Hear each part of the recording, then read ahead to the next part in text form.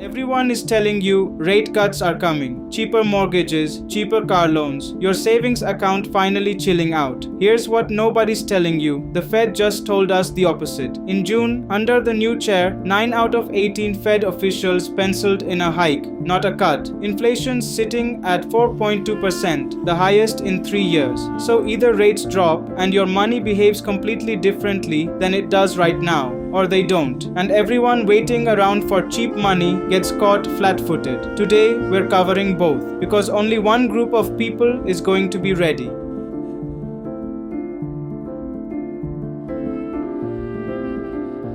For 2 years, the story was simple. Inflation was falling, the Fed was cutting, and by the end of 2025 rates had come down 3/4 of a point. The plan, as of March, was more cuts through 2026. Then a new Fed chair walked in. Kevin Warsh sworn in this May, and the plan changed. His first meeting as chair in June, the Fed held rates steady at 3.50 to 3.75%. But the real story wasn't the hold, it was the dot plot. 9 officials now want a hike before year end. Only one wants a cut. Why the flip? Energy prices spiked after conflict broke out in the Middle East, and headline inflation jumped to 4.2%. Core inflation, the number that strips out food and energy, is calmer at 2.9%. That gap matters, and we'll get to why. But the headline for you right now is this: the rates are about to drop narrative you've been fed by finance TikTok is, at minimum, premature. Let's break down what's actually driving this, because it's not random. The Fed has one real job when it comes to rates: balance two things that fight each other,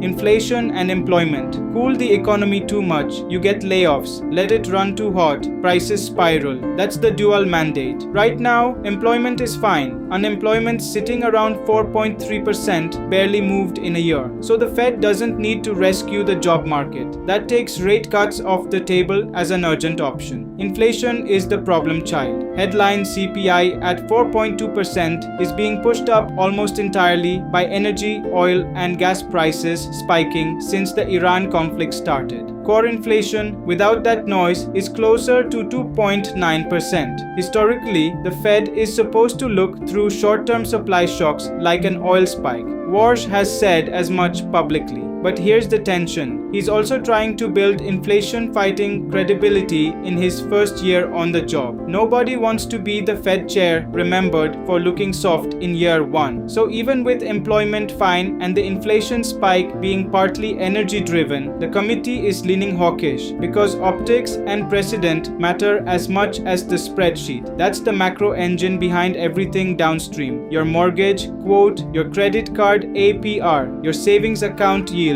your stock portfolio. All of it is downstream of this one committee's read on inflation versus jobs. Now, the honest caveat, because I'm not going to tell you rates are definitely going up either. The energy shock that's driving headline inflation is already showing signs of fading. Oil prices have pulled back since the ceasefire developments in the Middle East. If that holds, headline inflation could drift back toward that calmer 2.9% core number within a couple of quarters, and a lot of the case for hiking evaporates with it. There's also something Warsh himself has flagged. He thinks AI-driven productivity gains could be disinflationary over time. Cheaper goods and services as automation scales. Most economists are skeptical that shows up fast enough to matter this year, but is part of his thinking. So the real answer isn't cuts are coming or hikes are coming. It's the Fed itself doesn't know yet and has told you that directly. They killed forward guidance specifically so markets stop assuming. Warsh's own statements dropped to about a third of their usual length on purpose. That's not an accident. That's a signal that certainty is exactly what you shouldn't have right now. Your job isn't to predict the Fed, it's to build a financial position that doesn't blow up no matter which way this goes.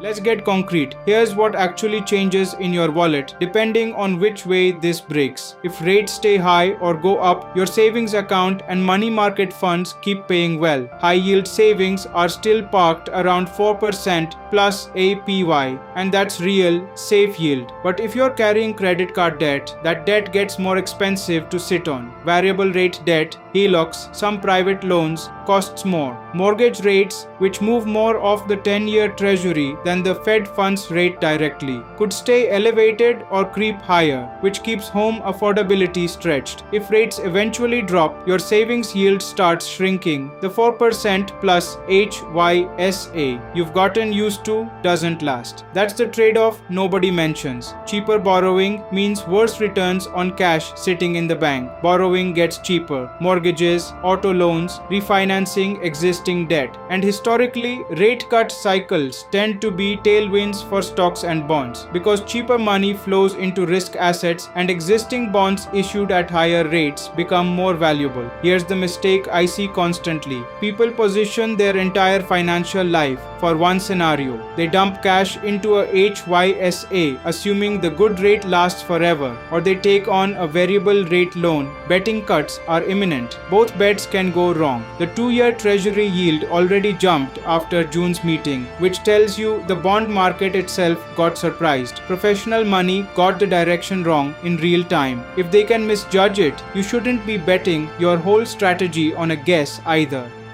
So, what do you actually do this week? 4 moves that work regardless of which way the Fed goes. 1. Lock in your cash yield now, but stay flexible. High-yield savings accounts and money market funds are still paying well. Keep your emergency fund there. Don't lock it into a long CD unless you're comfortable losing access, because if this turns out to be a longer high-rate stretch, staying liquid keeps you able to grab better offers as they show up. 2. Attack variable and high-interest debt first. If you're carrying credit card balances or a variable HELOC, that's the position that gets worse in a hike scenario and only marginally better in a cut scenario. Pay that down before anything else. It's the one lever guaranteed to help you no matter what the Fed does in July or September. 3. Don't try to time a mortgage or refi around a Fed meeting. Mortgage rates track the 10-year treasury, not the Fed funds rate directly, and they've already been volatile around this exact news. If the math works for you today, the payment fits your budget, the deal is the deal. Waiting for a perfect rate is how people miss 2 years of home equity growth chasing a quarter point.